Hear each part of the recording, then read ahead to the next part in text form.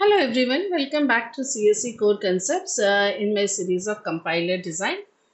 In this class, we are going to study about the concept called as a context-free grammar. Now, basically, let us first understand what do we mean by a context-free grammar. Now, in my earlier videos, in two parts, I have described about the compiler as of what do we mean by a compiler and what are the phases of a compiler. So, meanwhile, in that portion, we have seen that the compiler consists of two phases. The first phase is called as the analysis phase, and the second phase is called as the synthesis phase. Right. So, whenever we are providing any type of high level programming language, okay, so it is first scanned, or you can say it is first. Passes through a scanner which we call as a lexical analyzer. So thereafter we have to check for the syntax, okay, whether the syntax and the semantics is correct or not, right? So basically what does the analysis phase does, it breaks the program into small pieces up to intermediate generation. And thereafter, we have the synthesis phase, which will translate that intermediate code into the target program.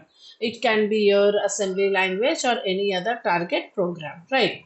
So now analysis is what we basically do is that we check the syntax of the language, right? So syntax is, what do we mean by syntax? So we generally refer to syntax errors, right? So what is called as the syntax error? That is whether the program is in proper form or not, either any semicolon is missing or not, brackets are okay or not. That is called as the syntax. And semantics defines what the program mean. Okay, what does it do? So now for specifying this syntax, the form which you give, okay, the way you write in higher programming language is not something which is being used, but we use a notation which is called as a context-free grammar. This notation is also called as a Backus-Naur form. So this type of context-free grammar form helps us to translate the programs. So what does context-free grammar performs? It is a powerful formal way to define the structure of the language. What you do, what type of language? You can use any type of XML, HTML markup languages, natural languages, and it helps these compilers to parse the code. Parse, if you remember, and if you have gone through my earlier videos, you will understand that the syntax analysis is also called as parsing. So to parse the code or to check the syntax, we require the context-free grammar. To check for the errors, to create the parse tree, to understand the program. So everything, okay, where everything is decided, like you have to check the nested structure, parenthesis, if else block, all that simple grammars can't. So they are crucial for both compilers as well as interpreters. So a context-free grammar defines the rules such as expression, this is the form, is arrow, expression plus expression, showing that the result of these two addition is this expression. So this type of language is understood by the compiler. Now let us understand the definition of grammar. So basically if I define what is a context-free grammar, I will understand it using four components. There are four components in a grammar. The first component is called as N. N is the set of non-terminals. Now when we describe it, we generally describe non-terminals later and we describe terminals first. But here in this notation we have to write first the non-terminals, then T stands for terminals, P is the set of production rules, and S is the start symbol. So what are they? Let us understand. So first let us understand the terminal symbol. See, whenever we write a program, let us say for example you are writing x is equals to y plus z and a semicolon. Okay, now what are the components in this program? You have a variable, you have an operator, you have another variable, another operator, you have a special symbol called as a semicolons. Sometimes we have curly brackets, sometimes we have a circular bracket, sometimes we have asterisk symbol. So these all we encounter when we write any program, right? So these are called as the tokens. Terminals are also called as tokens. So the terminals are elementary symbols Okay, so they are represented. See, whenever we write a variable, we write using a lowercase, right? So any lowercase letter, A, B, C, any digits. Okay, if I write x is equals to 10. Okay, so here x is also a terminal, equal to is also a terminal, 10 is also a terminal. Okay, or any type of special symbol. So I'm writing x is equals to 10 and a semicolon. So this is all a set of terminal.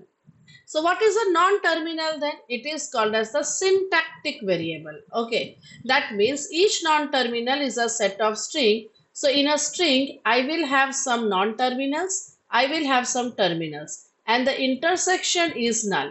So whatever is a non-terminal is not a non-terminal will be a terminal, right? So let's see. Non-terminals are abstract intermediate symbols to represent some rules. Okay, so when I am saying a rule, say non-terminals, I am representing a rule using, let's say, a symbol called as A. Okay, so this A is called as a capital A. I define the rules using capital letters. So A, B, so they are called as my non-terminals. So any uppercase letter whenever you are using in a rule, in a grammar, we will see how to draw the grammar. So any uppercase letter if you encounter, they are called as non-terminals. This can be your noun phrases. You can write a sentence. They all are your non-terminals. The third thing which comes in our this four tuple notation is the P, and then fourth is the S. So what is P? Is a set of rules. We call the rules in grammar as production.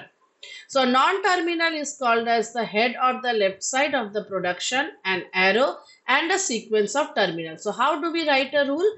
There is a procedure to write a rule here. So always on the left hand side we have some capital letters called non-terminals. So then we have some arrows, and then we can have some small letters, or we can have some capital letters. Understood? So every time the non-terminal is on the, this whole thing is called as a production rule. Okay, so how is the structure? On the left hand side you will have a non-terminal, then you will have an arrow which says that this is written in the form.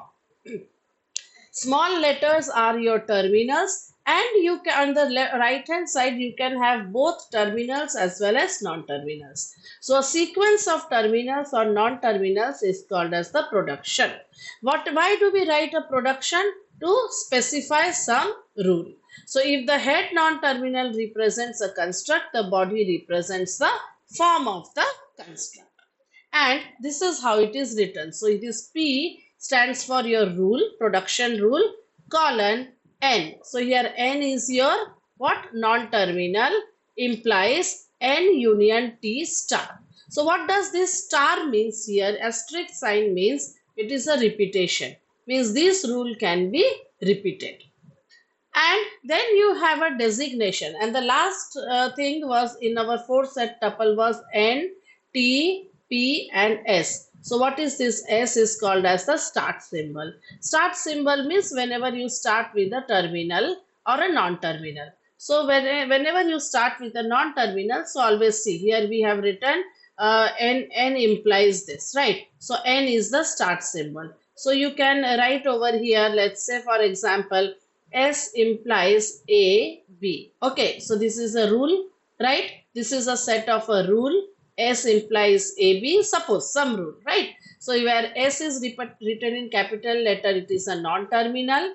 These are your terminals. This is your start symbol. And if I am writing P, so P is my production rule. So how do we write a context-free grammar if I am writing S implies AB? So I have to write the four tuples. So in four tuples, the first is the non-terminal. So what is the non-terminal here? S is a non-terminal. Then I have to write terminals. So what are my terminals? A and B are my terminals. What is the production rule? P. And what is the start symbol? The first non-terminal is S. So this is how you write a CFG context-free grammar. Okay. We will come to it more. We will see some more examples. So let us see one example. Okay, a simple grammar sentence. I will start with a simple grammar sentence. Let's say I am given some terminals. Terminals are constants. So constants can be my variables or keywords, anything. So I have one variable t, the cat, dog, chased, sat on. Okay, I have been given 5 terminals. Now some of my non-terminals, that is capital letter, is a sentence. So I can frame a sentence. Noun phrase means noun followed by noun, not only a noun, but to complete the noun I have to use 2 words, that is a noun phrase. Verb phrase, determiner, noun and verb. So you can say the cat is a noun, dog is a noun, chased is a verb, okay, sat is a verb, then I can say the is a determiner, okay. So this is how this is given. So I have something called as a start symbol here. S is for start symbol. Noun phrase, I have certain noun phrase, I have certain verb phrase and determiner. Now I have to write a sentence, let us say using these terminals, I have to write a sentence called as the cat chased the dog. Now, if you look at this sentence, okay, if I want to create a rule of this sentence, okay, how will I create a rule? My rule says S is a sentence which is formed by NP and VP. NP is a noun phrase followed by a verb phrase. Now, what is a noun phrase here? Noun phrase is nothing but this is a rule, okay. So, now you can see this is written in capital. This is written in capital, means both are what? Non-terminals. So, whenever you get a non-terminal on the right hand side, what you have to do is you have to explode that. So, what is a noun phrase? You have to determine that. That is determiner and a noun. Okay. So if I am writing determiner is the noun is a cat. Okay. So this the cat is called as a noun phrase. So what I have to do is I want to frame a sentence. So in order to frame a sentence, I have to use some noun phrases with the verb phrases. So now I have to explore this noun phrase. What do we mean by a noun phrase? It is a determiner and with a noun.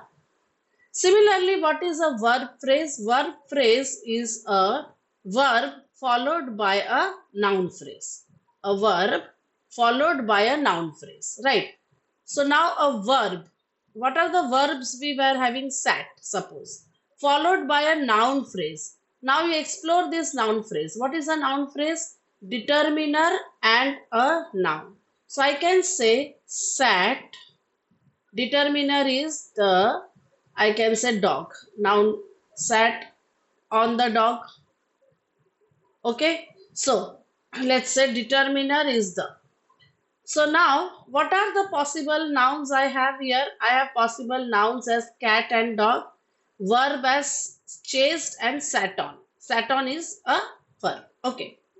So now if I want to frame sentences, this is what we have to do. Let us have a look. Very interesting. Sentence will be formed by creating noun phrase followed by verb phrase. Fine. So what is a noun phrase? If I explore, it is a determiner with a noun. And what is the verb phrase? I told you verb phrase is a verb followed by a noun phrase. So what is a noun phrase again here? Determiner followed by a noun. Now what are the possible nouns given to us here? Cat and dog. Okay. Verb we are given here is what? Chased and sat on. Okay. Now we are given a determiner, only one determiner is there. So here what I have to do is I have to replace these values and frame different sentences. So my sentence will be formed. Understood? How? Let us say determiner. So who is the determiner? Let us say noun. Let us take the first noun, cat. Okay. The cat. Then I have followed by verb phrase. So verb phrase is what? Verb followed by noun phrase. So what is a verb here? Let us take the verb chased. Okay, the first verb. Let us say chased. Then I have a noun phrase. Noun phrase is a determiner followed by a noun. So determiner is the, and another noun, let us say dog. हो गया मेरा sentence? My sentence is complete. The cat chased the dog. Let us now replace let us keep the same noun cat. chased. Okay, the use the other verb cat. It does not make any sense. Semantically, it is incorrect, but syntax wise, it is correct. Okay. Now let us replace the next sentence. The dog chased the cat. Okay. So you can see the rule. What is the rule? Determiner. This is a noun phrase. This is a verb phrase. So what is a verb phrase? It is a verb followed by a noun phrase. So a sentence is formed. So this is how a higher level languages are converted into this context free grammar. So you can see the generated sentences. Cat. So this is a determiner, noun, verb and noun phrase, right? Then noun, noun. Then you can use the other verb sat on to frame the sentences. So many sentences are being created. So I hope you understood the concept of context free grammar, that how a simple sentence we converted into a set of rules, and if we follow this set of rules we can create so many sentences using the given terminals and the non-terminals. So now in my next video we will be looking at some very interesting context free grammar, understanding how to create a context free grammar, okay, and how to create. So more and more practice we will come up with. So I have some I will be solving around some 15 20 15 more than 15 examples. So don't forget to like, share and subscribe to CSE Core Concepts. Thank you.